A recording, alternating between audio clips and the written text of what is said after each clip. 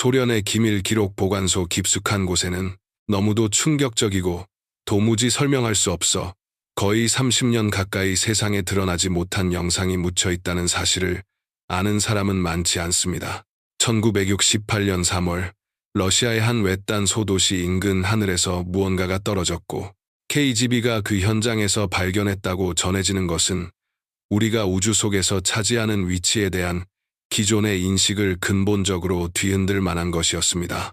훗날 공개된 화질이 거친 영상에는 눈 덮인 들판에서 원반 형태의 물체를 둘러싼 군인들의 모습이 담겨 있고, 이어지는 장면에서는 부검실의 금속 테이블 위에 아주 작고 극도로 기이한 존재가 놓여 있는 모습이 나타납니다.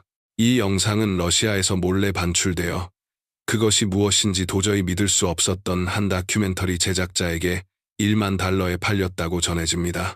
끝까지 시청해 주시기 바랍니다. 그 부검실에서 벌어진 일은 오늘날까지도 연구자들을 괴롭히는 질문을 남기고 있기 때문입니다. 소련의 스베르들롭스크 지역은 원래 기이한 사건이 벌어질 곳으로 여겨지지 않던 지역이었습니다. 1960년대 후반 우랄 산맥 인근에 위치한 이곳에는 폐쇄 도시와 군사 시설이 자리 잡고 있었고, 크렘린은 편집증에 가까울 정도의 집착으로 그 비밀들을 지켜왔습니다. 베료조프스키라는 소도시는 이러한 미스터리의 그늘 아래에 있었고, 광부들이 땅 속에서 금과 백금을 캐내며 살아가던 곳이었습니다. 이들은 한밤중에 간혹 지나가던 수상한 군용 수송 행렬에 대해서는 아무 질문도 하지 않았습니다. 훗날 공개된 문서들에 따르면 바로 이 얼어붙은 땅에서 비범한 사건이 벌어졌다고 합니다. 1968년 3월의 우랄은 여전히 한겨울이었습니다. 기온은 영하로 크게 떨어져 있었고, 베료조프스키를 둘러싼 숲은 두꺼운 눈에 완전히 덮여 있었습니다. 훗날 자신이 그 사건을 목격했다고 주장한 주민들은 저녁 하늘을 가르며 불길처럼 빛나는 물체가 지나가는 것을 보았다고 말했습니다. 그것은 지금까지 보아온 어떤 항공기와도 달랐고, 물리적으로 불가능해 보이는 방향 전환을 하다가 갑자기 지상으로 곤두박질 쳤다고 합니다. 또 다른 이들은 천둥과도 같은 굉음을 들은 뒤 계곡 전체를 삼켜버린 듯한 섬뜩한 정적이 찾아왔다고 전했습니다. 기록에 따르면 불과 몇 시간 만에 소련군은 마을 중심부에서 약 15km 떨어진 숲의 한 구역을 완전히 봉쇄했습니다. 대응은 신속했고 그 어떤 여지도 남기지 않을 만큼 철저했습니다.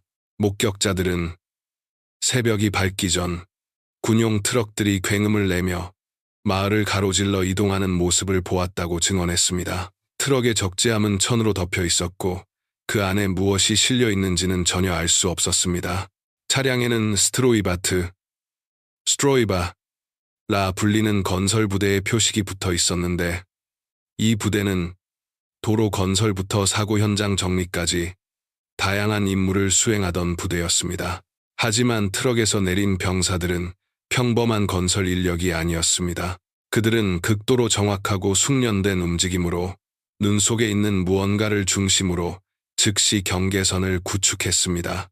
1950년대 초부터 운용되던 ZIS-151 트럭 한 대가 험한 지형을 뚫고 추락 지점으로 접근하는 장면은 실제 영상에도 포착되어 있습니다. 이 세부 사항은 훗날 해당 영상의 진위 여부를 분석하던 연구자들에게 중요한 단서가 되었습니다. 그 공터에서 병사들이 발견한 것이 무엇이었는지는 수십 년 동안 치열한 논쟁의 대상이 되어 왔습니다. 영상 속에는 얼어붙은 지면의 일부가 박힌 원반 형태의 물체가 등장합니다. 표면은 분명 금속처럼 보였지만 빛을 반사하는 방식은 알려진 어떤 재질과도 일치하지 않는 듯했습니다. 주변에 서 있는 병사들의 크기를 기준으로 추정했을 때 이 물체의 직경은 약 5m 정도였던 것으로 보입니다. 한쪽 면에는 심하게 찢어진 흔적이 있었고 그 틈으로 드러난 내부는 거친 영상 속에서도 완전히 어둡게 보였습니다. 외피에는 구조를 설명할 만한 이음선이 전혀 보이지 않았고 리벳이나 용접 자국 역시 확인되지 않았습니다. 이 이상함이 느껴지십니까? 조립 방식조차 가늠할 수 없는 비행체가 파손된 채 러시아의 눈밭 위에 놓여 있었다는 사실 말입니다. 회수 작전은 몇 시간에 걸쳐 진행되었습니다. 군 관계자들은 현장을 세심하게 기록하며 물체를 여러 각도에서 정지 사진과 동영상으로 촬영했습니다. 이러한 사안에 대한 소련의 대응은 철저히 체계적이었는데, 이는 공식적인 서사와 충돌하더라도 문서와 증거를 중시하던 체제의 산물이었습니다. 당시 소련 정부는 외계 현상에 대한 논의를 서방의 선전이라고 규정하고 있었지만, 그럼에도 기록은 남겨졌습니다. 1968년 공산당 기관지 프라우다는 UFO를 자본주의가 만들어낸 순수한 허구이자 대중의 시선을 흐리는 도구라고 단언한 바 있습니다. 그런데 바로 그 시점에 정부의 공식 입장에 따르면 존재하지 않는 무언가를 두고 KGB 요원들과 군 관계자들이 방대한 기록을 남기고 있었던 것입니다. 그러나 그 비행체는 비어있지 않았습니다. 훗날 영상과 함께 서방으로 전달된 문서들에 따르면 병사들은 잔해 내부에서 무언가를 발견했습니다. 그것은 성인 인간에 비해 현저히 작은 몸체였습니다. 영상 속에서 회수팀이 조심스럽게 그 유해를 꺼내는 장면을 보면 그 크기가 분명하게 드러납니다. 그것이 생명체였다면 살아있을 당시 키는 많아야 1m 남짓이었을 것으로 보입니다. 병사들은 극도의 주의를 기울이며 유해를 다루었고, 그들의 태도에서는 단순한 조심성을 넘어선 깊은 불안감마저 느껴집니다. 영상 속 움직임은 이들이 자신들의 훈련이나 상식으로는 도저히 설명할 수 없는 무언가와 마주하고 있었음을 암시합니다. 비행체와 그 탑승체는 절대적인 비밀 유지 속에서 모스크바로 이송되었습니다. 베료조프스키에서 소련의 수도까지의 거리는 400km가 넘었으며, 이후 공개된 인계 기록에 따르면 회수 후 48시간 이내에 모든 물품이 보안 시설에 도착했습니다. 이 시설이 정확히 어디였는지는 지금까지도 공식적으로 밝혀진 적이 없습니다. 다만 연구자들은 냉전 시기 모스크바 외곽의 산재에 있던 여러 비밀 연구시설 중 하나와 연관되어 있었을 가능성을 제기해왔습니다. 이 작전이 보여준 속도와 조직력은 이러한 발견에 대비한 절차가 이미 마련되어 있었음을 시사합니다. 그렇다면 이것이 첫 사례였을까요? 기록으로조차 남지 않은 또 다른 사건과 또 다른 추락이 있었던 것은 아닐까요? 모스크바 어딘가에 있는 무균 상태의 방에서 20대와 30대의 남성 3명이 인류 역사상 전례 없는 부검을 준비하고 있었습니다. 이 절차를 담은 영상은 짧고 단편적이며 보는 이에게 깊은 불안을 안겨줍니다. 카메라 화면은 불안정하게 흔들리는데, 이는 삼각대에 고정된 것이 아니라 손으로 직접 촬영되었음을 시사합니다.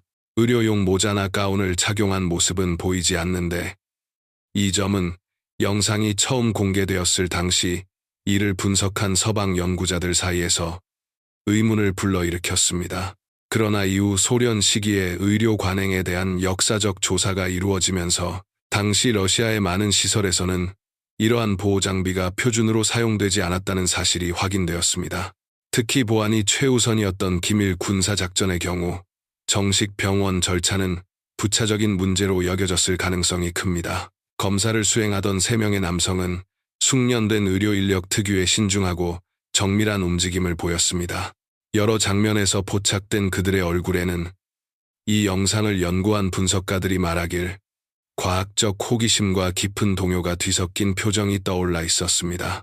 이것은 실험실 동물을 해부하는 일상적인 작업도 아니었고, 인간 시신을 대상으로 한 임상적 검사도 아니었습니다. 존재해서는 안 될 무언가가 소련 특유의 차가운 조명 아래 금속 테이블 위에 놓여 있었던 것입니다. 방 한쪽에는 한 여성이 서서 부검 전 과정을 기록하고 있었습니다. 문서에 따르면 그녀의 이름은 A. 푸숑키나로, 이 검사의 공식 기록을 남기기 위해 배정된 KGB 속기사였습니다. 그녀가 그 자리에 있었다는 사실은 소련 당국이 이 발견을 얼마나 중대하게 받아들였는지를 단적으로 보여줍니다. 부검 영상에는 검사대 위에 나란히 놓인 몸통과 팔 한쪽만이 등장합니다. 나머지 신체는 이미 파괴되었거나 의미 있는 연구가 불가능할 정도로 심각하게 손상된 상태였던 것으로 보입니다. 그러나 남아있는 부분만으로도 이것이 인간 아이도 아니고 알려진 어떤 영장류도 아니며 공식적인 생물학 기록에 존재하는 지구상의 생명체가 아니라는 사실은 분명해 보였습니다. 피부는 매끄러웠고 강한 조명 아래에서는 일부가 거의 반투명하게 보이기까지 했습니다. 신체 비율은 명백히 비정상이었습니다. 몸통은 지나치게 가늘었고 갈비뼈 구조는 너무도 섬세했습니다. 팔의 관절 구조는 인간의 신체로는 불가능한 범위의 움직임을 허용하는 것처럼 보였습니다. 그 의사들이 무엇을 느꼈을지 상상할 수 있습니까? 자신들의 기구가 우주 속 생명에 대한 모든 전제를 무너뜨리는 무언가에 닿고 있었을 때 말입니다. 영상과 함께 서방으로 전달된 문서들은 이 사건에 대한 조사가 단 한 번의 부검으로 끝나지 않았음을 보여줍니다. 보고서들에 따르면 소련의 고위 관계자들 사이에서는 해당 비행체의 추진 시스템에 대한 분석이 공유되었다고 합니다. 정확히 말하자면 그들이 식별할 수 있는 추진 시스템이 전혀 존재하지 않았다는 점에 대한 보고였습니다. 절단도, 연소도 되지 않는 재질에 대한 언급이 있었고 지구상의 어떤 기술과도 닮지 않은 전자 부품, 그리고 기존 물리학의 틀로는 설명할 수 없는 에너지 수치에 대한 기록도 포함되어 있었습니다. 일부가 직접 보았다고 주장하는 한 기밀 메모에는 회수된 비행체 내부의 시스템을 가동하려는 시도가 있었다는 내용이 담겨 있었다고 합니다. 그러나 그 시도는 실험시설의 장비들이 이해할 수 없는 방식으로 오작동하기 시작하면서 중단되었고 그 현상은 참여했던 과학자들조차 공포에 빠뜨릴 정도였다고 전해집니다. 그러나 이야기는 여기서 더욱 미스터리해집니다. 거의 30년에 가까운 시간 동안 이 모든 사실은 소련 정보기관과 군 수뇌부의 최상위 계층을 제외하고는 외부에 전혀 알려지지 않았습니다. 1968년은 냉전이 한창이던 시기였고 두 초강대국 모두 이러한 발견을 기밀로 유지할 충분한 이유를 가지고 있었습니다. 만약 미국이 외계 기술을 회수했다면 소련은 자신들 역시 같은 발견을 했다는 사실을 감히 공개할 수 있었을까요? 이것이 사실이라면 만약 지구 밖의 존재가 러시아의 오지에 추락했다면 두 나라는 공통된 하나의 두려운 질문에 직면했을 것입니다. 이것이 인류 문명에 무엇을 의미하는가? 우리는 누군가에게 감시당하고 있었던 것일까? 수년, 수십 년, 혹은 수백 년 동안 이 영상이 마침내 세상의 모습을 드러낸 것은 1998년 추정되는 사건 발생 이후 정확히 30년이 지난 시점이었습니다. 서방의 한 다큐멘터리 제작자는 KGB에서 밀반출된 자료라고 설명된 파일 묶음에 1만 달러를 지불했다고 전해집니다. 그 자료에는 추락 현장의 정지 사진, 회수 작전을 담은 동영상, 부검 영상, 그리고 공식 도장과 서명이 찍힌 보조 문서들이 포함되어 있었습니다. 미국의 TNT 방송사는 전직 제임스 본드 배우 로저 무어의 진행으로 KGB의 극비 UFO 파일이라는 제목의 특집 프로그램을 통해 이 자료들을 공개했습니다. UFO 연구 커뮤니티의 반응은 즉각적이었고 동시에 극명하게 갈렸습니다. 일부는 이것이 자신들이 오랫동안 기다려온 결정적 증거라며 각국 정부가 외계 지성과의 접촉을 은폐해왔다는 부인할 수 없는 증명이라고 받아들였습니다. 반면 다른 이들은 여러 불일치를 지적하며 이렇게 폭발적인 자료가 왜 상대적으로 적은 금액에 공개되었는지에 의문을 제기했습니다. 영상을 면밀히 분석한 연구자들은 이 자료의 진위 가능성을 뒷받침하는 몇 가지 중요한 관찰 결과를 제시했습니다. 회수 작전 영상에 등장하는 군복은 1960년대 후반 소련군의 규격과 정확히 일치했으며 당시에는 아직 도입되지 않았던 금속 벨트 버클이 보이지 않는 등 세부적인 요소까지 맞아떨어졌습니다. 또한 병사들의 군복에 부착된 패치는 그들이 일부에서 추측했던 방공 부대가 아니라 실제로는 건설부대 소속임을 정확히 나타내고 있었습니다. 여러 장면에서 확인되는 GIS-151 트럭은 실제로 1968년 당시에는 이미 정규군 운용에서 상당 부분 퇴역한 모델이었습니다. 이는 누군가가 의도적으로 조작된 사기극을 꾸미려 했다면 오히려 선택하기 어려운 차량이었음을 의미합니다. 또한 부검 영상에 등장하는 의료시설은 바닥 타일과 장비 구성면에서 소련식이 병원의 전형적인 설계와 일치했습니다. 이러한 세부 요소들을 정확하게 재현하려면 상당한 사전 조사와 비용이 필요했을 것입니다. 그럼에도 불구하고 의문은 여전히 남아 있습니다. 영상 속에 잠시 등장하는 문서들에는 공식 도장과 서명이 찍혀 있었지만 카메라는 그것을 충분히 오래 비추지 않아 전문가들이 진위를 단정할 수 있을 정도의 검증은 불가능했습니다. 자료가 어떻게 이동하고 관리되었는지를 보여주는 인계 과정 또한 명확하지 않았습니다.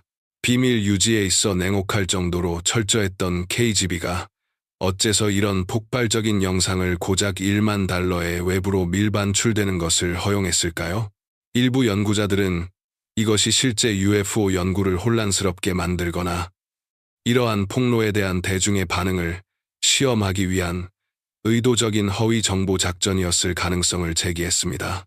반면 다른 이들은 1991년 소련 붕괴 이후 보안 체계가 혼란에 빠지면서 과거에는 상상조차 할 수 없었던 자료들이 붕괴된 시스템의 틈새를 통해 유출되었을 것이라고 주장합니다. 이 영상이 만약 진짜라면 그 의미는 우리가 우주에서 혼자인지 여부라는 단순한 질문을 훨씬 넘어섭니다. 세계를 양분하던 두 초강대국이 외계 존재의 방문을 입증할 증거를 손에 쥐고도 그것을 은폐하기로 선택했다는 사실이 무엇을 의미하는지 생각해 보십시오. 눈밭에 놓여있던 그 비행체가 보여준 기술, 정체를 알 수 없는 재질, 흔적조차 남기지 않은 추진 방식은 무엇을 말해주고 있을까요? 만약 다른 세계의 존재들이 별과 별 사이의 막대한 거리를 넘나들 수 있는 능력을 이미 갖추고 있었다면 그것은 인간의 이해가 어디까지 한계에 이르는지를 적나라하게 드러내는 것이 아닐까요? 그리고 우리가 충분히 오래 살아남아 언젠가 그런 능력을 개발할 수 있다면 그것은 인류의 미래에 대해 무엇을 시사하는 것일까요? 그 부검 영상에는 진위 논쟁이나 정부 음모론 속에서 거의 언급되지 않는 또 하나의 요소가 있습니다. 바로 그 3명의 의사들의 얼굴입니다. 강한 조명 아래에서 작업하는 동안 여러 장면에 포착된 그들의 표정을 자세히 보십시오. 그 안에는 인식의 순간이 담겨 있습니다. 우주가 자신들이 상상해 온 것보다 훨씬 더 기묘하고 훨씬 더 많은 존재로 가득 차 있다는 사실을 막 깨달은 듯한 표정 말입니다.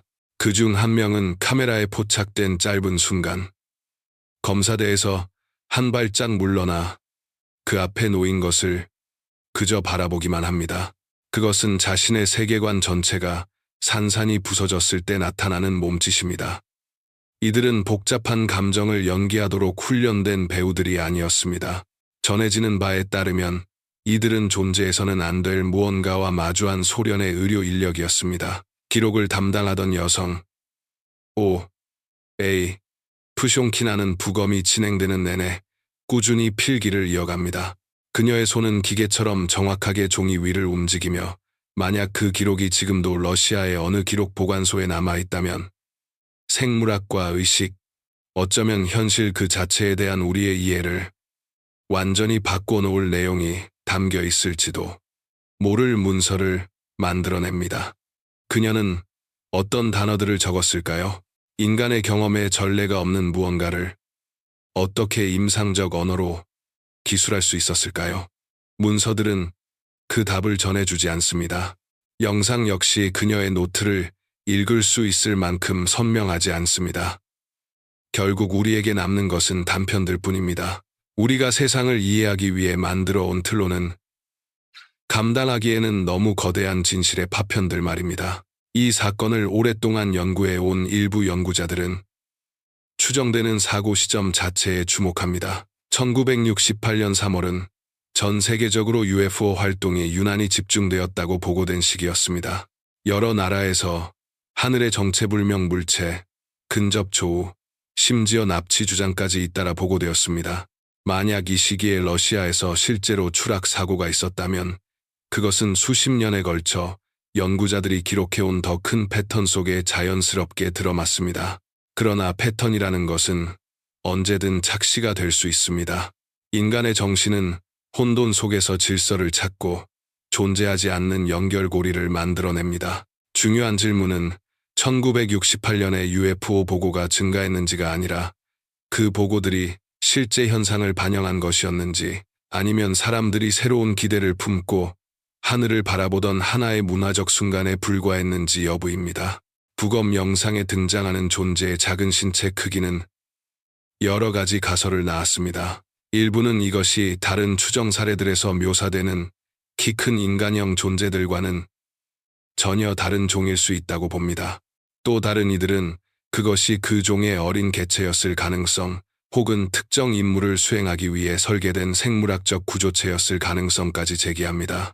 하지만 남아있는 유해가 너무나 단편적이기 때문에 어떤 결론도 확정적으로 내리기는 어렵습니다. 우리는 그저 그림자를 들여다보고 파편을 해석하며 화질이 거친 영상과 논란 많은 문서 위에 이론을 쌓고 있을 뿐입니다. 그러나 인간 지식의 경계에 놓인 진실이란 언제나 그렇지 않았을까요?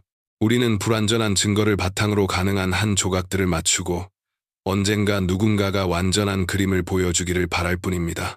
이 영상이 만약 진짜라면 여기에는 더 깊은 질문이 따라옵니다. 항성간 이동이 가능한 기술을 개발한 문명이 어째서 지구의 대기권에서 사고를 일으켰을까요? 어쩌면 그 사고는 인간의 군사기술과 어떤 형태의 접촉 과정에서 발생했을지도 모릅니다. 1968년 당시 소련의 방공체계는 상당히 정교했고 동시에 극도로 공격적이었습니다. 미그 전투기들은 정체불명의 물체를 정기적으로 요격했고 그러한 조우를 촬영한 기총 카메라 영상이 존재한다는 주장도 있습니다. 다만 대중에게 공개된 것은 몇 장의 정지 화면에 불과합니다. 혹시 어떤 소련 조종사가 상부의 명령에 따라 정체를 알 수 없는 무언가를 향해 발포했던 것은 아닐까요? 문서들은 그에 대해 아무 말도 하지 않습니다. 그러나 회수 영상 속 비행체의 한쪽 면에 남은 손상 흔적은 단순한 기계적 고장이 아니라 격렬한 외부 충격이 있었음을 암시합니다. 혹은 그 추락 자체가 의도된 것이었을지도 모릅니다. 인류에게 남기기 위해 계산된 메시지였다는 가설입니다. 이 이론에 따르면 외계 지성은 인류 문명이 자신들의 존재에 서서히 익숙해지도록 하기 위해 즉각적인 공포를 불러일으키는 직접적인 접촉 대신 논쟁과 연구의 대상이 될 증거를 남겨두고 시간이 지나면서 그것이 우리의 현실 인식 속에 흡수되도록 했다는 해석입니다. 이는 상대의 선의를 전제로 한 비교적 관대한 해석입니다. 우리가 그들의 동기나 목적을 전혀 이해할 수 없다는 사실을 감안하면 더욱 그렇습니다. 그러나 동시에 이 가설은 섬뜩한 함의를 내포하고 있습니다. 만약 그들이 그 정도로 고도로 발달해 인간의 인식에까지 영향을 미칠 수 있는 존재라면 우리가 아직 감지하지 못한 채로 그들이 벌이고 있는 일은 또 무엇일까요? 영상은 어떤 결론도 제시하지 않은 채 끝을 맺습니다. 부검은 우리가 보지 못한 이후의 과정까지 이어졌을 것이고 문서들은 문장 중간에서 끊긴 채 더 이상 설명을 제공하지 않습니다. 우리에게 남은 것은 명확한 답이 아니라 더 깊은 의문뿐입니다. 그 유해는 이후 어떻게 되었을까요? 지금은 어디에 있을까요? 소련의 과학자들은 그 검사를 통해 군사 전략이나 과학적 이해를 바꿀 만한 무언가를 알아냈을까요? 소련이 붕괴된 뒤에는 수많은 기록 보관소가 열리고 비밀들이 드러났지만 이 사건에 대해서만큼은 금고가 여전히 닫혀 있습니다. 이 사건에 대해 질문을 받았을 때 러시아 당국자들은 알지 못한다고 부인하거나 답변을 거부합니다. 그 침묵 자체가 하나의 답처럼 느껴집니다. 등고를 타고 내려오는 그 서늘함이 느껴지십니까? 그것은 우주가 우리에게 우리가 얼마나 적은 것만 알고 있는지를 다시 한번 상기시킬 때 찾아오는 감각입니다. 우리는 문명을 세우고 기술을 발전시키며 우주 속에서의 우리의 위치에 대해 정교한 이론들을 만들어 왔습니다. 그러나 이런 영상 하나가 등장하는 순간 우리는 도저히 헤아릴 수 없는 거대한 바다의 얕은 물가에서 놀고 있는 아이들에 불과하다는 사실을 암시받게 됩니다. 모스크바의 그 시설에서 존재해서는 안 될 무언가를 부검하던 3명의 의사들은 심오한 진실의 문턱에 서 있었던 것입니다. 그 부검실에서 그들이 발견한 것, 그리고 지금도 어딘가 러시아의 기록 보관소에 남아있을지도 모를 보고서에 기록된 내용은 인류 문명 전체를 뒤바꿀 수 있는 지식을 담고 있었을지도 모릅니다. KGB는 공상에 빠지는 조직이 아니었습니다. 그 요원들은 명확한 전략적 목적 없이 장난이나 허위 정보의 자원을 낭비하지 않았습니다. 만약 이 영상이 진짜라면, 그리고 그 문서들이 실제라면 소련은 공식적으로는 존재하지 않는다고 주장한 무언가를 회수하고 연구하는데 막대한 자원을 투입했던 셈입니다. 이 모순 하나만으로도 우리는 주의를 기울일 이유가 충분합니다. 그들은 무엇을 알아냈을까요? 어떤 결론에 도달했을까요? 그리고 무엇보다도 냉전이 끝나고 소련 체제가 붕괴된 지 수십 년이 지난 지금까지도 우리는 무엇을 알지 못한 채로 남아있는 걸까요? 이 지점에서 우리는 진위 여부나 정부의 음모라는 틀을 넘어서는 하나의 논리적인 질문과 마주하게 됩니다. 왜 이 영상은 처음 공개된 지 수십 년이 지난 지금까지도 연구자들과 관심 있는 이들을 괴롭히는 것일까요? 어쩌면 그것은 광활하고 차가운 이 우주에서 우리가 혼자가 아니라는 사실을 확인하고자 하는 인간의 절박한 욕망을 건드리기 때문일지도 모릅니다. 혹은 마음속 깊은 곳에서 이것이 사실일지도 모른다는 감각을 우리가 느끼고 있기 때문일지도 모릅니다. 이미 사라진 제국의 관료적 장치 어딘가에 우리가 스스로에 대해, 그리고 별들 사이에서의 우리의 위치에 대해 믿어온 모든 것을 바꿔놓을 증거가 존재하고 있을지도 모른다는 직감 말입니다. 그 부검대 위에 놓여있던 작은 존재가 실제로 존재했다면 그것은 우리의 이해를 훨씬 넘어서는 어딘가에서 왔을 것입니다. 인간의 상식으로는 가늠조차 하기 힘든 거리를 건너와 여정의 끝을 러시아의 얼어붙은 숲속에서 맞이했고 그 앞에는 당혹감에 휩싸인 의사들이 서 있었습니다. 그들은 아마도 평생을 살아가며 결코 입 밖에 낼 수 없는 비밀을 품은 채 세상을 떠났을지도 모릅니다. 그리고 별과 별 사이의 어두운 공간 어딘가에서는 그와 같은 존재들이 여전히 여정을 이어가고 있을지도 모릅니다. 지켜보고 기다리며 때때로 우리 앞에 모습을 드러내지만 그 방식은 우리를 계몽하기보다는 오히려 더 깊은 혼란 속에 빠뜨리는 식으로 말입니다. 1968년 3월 베료조프스키 인근에서 실제로 무슨 일이 벌어졌는지에 대한 진실은 여전히 봉인된 채로 정부의 보호 아래 수십 년의 비밀 속에 묻혀 있습니다. 그러나 질문은 사라지지 않습니다. 영상은 존재합니다. 화질은 거칠고 진위는 논쟁의 대상이지만 부인할 수 없을 만큼 불안감을 자아내는 기록입니다. 문서들은 나타났다 사라지기를 반복하며 평생을 바쳐 그림자를 쫓는 연구자들에 의해 복사되고 분석됩니다. 그리고 조용한 순간 밤하늘을 올려다보며 저 멀리 빛나는 점들을 바라볼 때 우리는 스스로에게 묻게 됩니다. 우리는 정말 혼자인가? 아니면 유리병 속의 곤충을 관찰하듯 우리를 바라보는 존재들이 어딘가에 있는 것은 아닐까? 호기심을 품되 끝내 이해될 수는 없는 존재들 말입니다. KGB의 파일들은 그 질문에 대한 어떤 답을 암시하지만 가장 깊은 진실들이 늘 그렇듯 그 답은 미스터리로 감싸여 있고 침묵으로 봉인되어 있습니다. 우주는 자신의 비밀을 철저히 지키며 오직 단편적인 형태로만 그것을 드러낼 뿐입니다. 그리고 우리는 손이 닿지 않는 곳, 기밀 금고 너머에 또 어떤 계시들이 기다리고 있을지 상상하며 남겨질 뿐입니다.